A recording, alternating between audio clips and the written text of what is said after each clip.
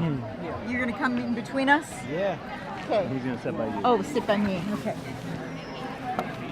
Hi everyone, this is Ronnie at the Woodstock Fruit Festival 2016 with two new friends. I wanted to get on camera, Jared and Michele. Hi. Hey guys. From the YouTube channel Total Enlivenment. Total Enlivenment. What are you teaching there? We talk about nutrition. We talk about ways to joy, finding more joy in life. We talk to. Are you going to edit this? No, we just keep going. That's good. I think we get you. Come on, you got to edit that. Okay. Okay. So on the channel, we talk about nutrition. We talk about our raw food lifestyle. We talk about how to get more active, find more joy, and cultivate more freedom in your life. Sounds good. So Total Enlivenment anyway for people to subscribe. Jared. Yeah. Michele, what do you want to say about your channel? So, on the same channel? We're on the same channel. Okay. Yeah, so we do daily vlogs. Also, I do a Sacred Sunday series where I talk about basic spiritual practice, how to cultivate spiritual practice in your life.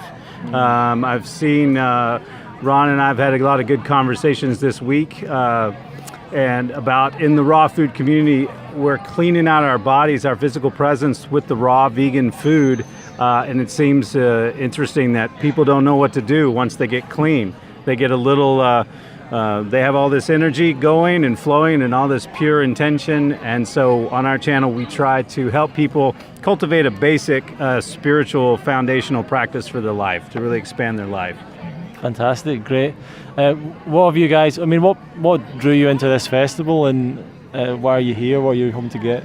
Well, we had been trying to get here for a couple years. This was the first year it actually worked out for us, but we just wanted to connect with community that kind of had the same goals and dreams in mind as we do, and that's basically taking this message out into the world, teaching people that they are in charge of their own health. They're not just a victim of genetics or fate or whatever, that this is actually something that you can use to create a better life for yourself.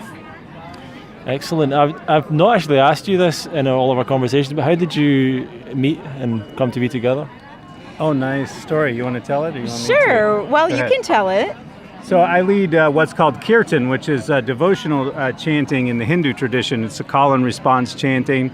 And so she started coming, a friend of our mutual friend started bringing her to kirtan, and she had no idea what that was, but she also fell in love with the practice. So we became friends from the spiritual path, actually. I actually used to date his drummer. She dated my drummer.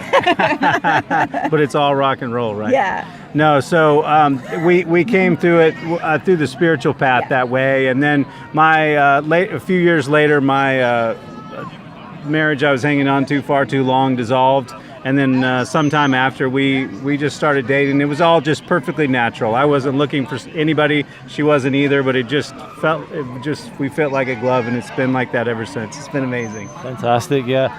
And Woodstock Fruit Festival, just a great place to meet new people, and we really connected pretty much actually quite early on in the festival. Yeah. I'm quite glad that we met quite early, because we got quite a good chance to speak a lot, and there's a number of things that I could speak to you guys about that a lot of people wouldn't understand or know. And some of the people on my channel will know that I went to Miami this year to see a guy called Stuart Perrin, who is a spiritual teacher or a meditation teacher. And what's part of you guys' story in terms of your own spiritual development? I don't know who would want to go first, but I'll go first. So I grew up in a real fundamentalist home. I'm from Texas here in the United States.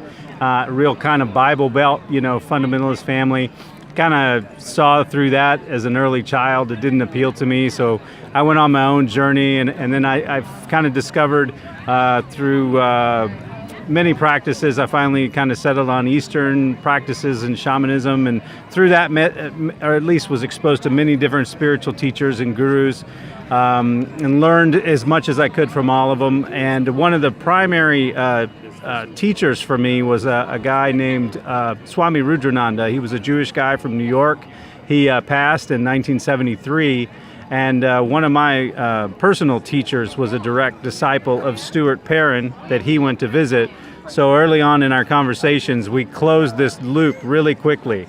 And we had this great syncopal lives here, that we knew the same people, studying basically the same thing. I also study Aikido, and so he and I got along real well, like right off the bat. So it was one of those small world things, and the more time we spent together, the more joy came out, the more fun we had, and the closer and closer the network of associates was weaved together. Do you want to say anything about that? I'll just say that I was raised in a very strict Catholic home, and religion never really appealed to me from the get-go. When I was a kid, I always felt kind of like an alien.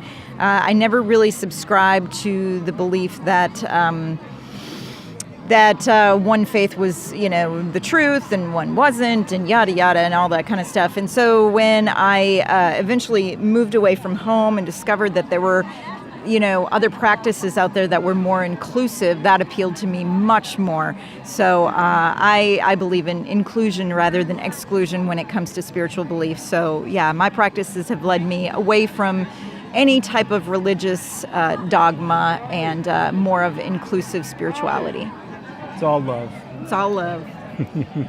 Yeah, wonderful. And Jared's helped me out with a few things. A few things that I've been experiencing in my practice, and so that was quite an interesting experience. You kind of noticed some things happening. Yeah, so we went to a sound healing workshop one night. A gentleman was playing the didgeridoo, kind of an instrument from the Australian outback, a really beautiful instrument.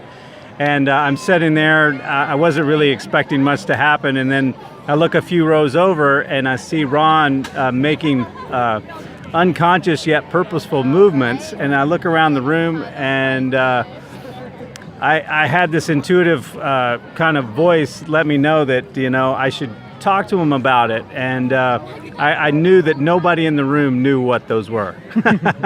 But I just seen them in my own years of spiritual practice, so I really felt, I wanted to connect with him about that. Yeah. So I caught him after the class, gave him a hug, and I said, "Hey man," I said, "just want you to know those movements are actually something. They're actually called kriyas, and what they mean is that as his body moves, it's unconscious movement. It's just the Kundalini Shakti beginning to awaken through his own spiritual practice and his own practices.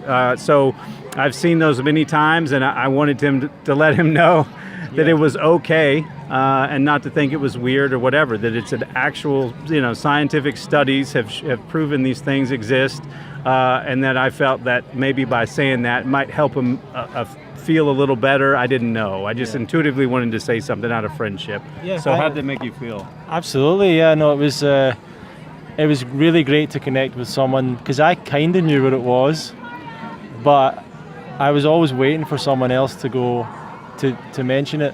And to me, it's just something I've seen in videos, seen in things, and started to experience it. But also, I've known people that have been yoga teachers or whatever for years, and no one picked up on it. No one's ever said until you said. So that was really important. And I think, you're one of both of you are kind of two people I was really, I don't know if you can say meant to meet or whatever, but definitely it was it's been very valuable and happy in many ways to meet both of you. So it's been great. Thank you. Same here. Any closing thoughts? Anything you want to tell people, or how do people find out more about anything you're doing? Well, check out totalenlivenment.com, and that's our website, and then our YouTube channel is Total Enlivenment, and hopefully we can inspire you to start making better choices and live a freer life. That's what it's all about. Wonderful. If you have more interest in the spiritual part of the thing, my website is Rudra, RUDRADAS, rudradas.com. It has some basic spiritual teachings there. People are waking up all over the world. It's really amazing. Like, people are just waking up and they're rethinking their entire lives, but they don't have any tools, so they feel lost. And those are the people that get lost in kind of the new age mumbo jumbo and rainbows and unicorns and things like that. But you can really cultivate a spiritual practice even if you weren't born in some foreign country or whatever. So yeah, absolutely. I just wanted to say what a pleasure it's been for me this week to be with Ron and connect and really make a really divine friendship, I feel. And I know we'll stay connected in the future. Yeah. Thank you very much, guys. Subscribe to Total Enlivenment. We need to go and be part of a group picture right now, so we need to go. Yeah. But it's just, this is what happens at Woodstock. You make some amazing friends, meet people that you just don't meet in your usual life. So come to these events and you'll meet some special people. Come be with us next year. Yeah. We'll see you later. Peace. Bye. Oh, sorry. Oh, you're good. Are we going to get is that what they're